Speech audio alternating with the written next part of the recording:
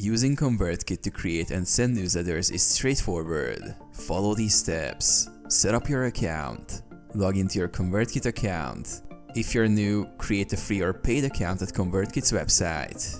Build your email list. Ensure you have subscribers in your account. You can import an existing list or create a new sign-up form to gather email addresses.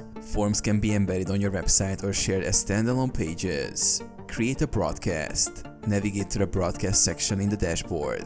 Click New Broadcast to start drafting your newsletter. Draft your newsletter. Add a subject line that grabs attention. Use the email editor to write your content. You can include text, images, links, and buttons. Personalize your email using subscriber tags and custom fields to address recipients by name.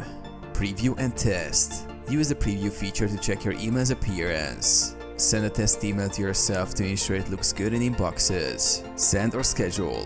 Once satisfied, click Send to dispatch immediately or schedule it for later. ConvertKit also provides analytics to track your newsletter's performance, such as open rates and clicks.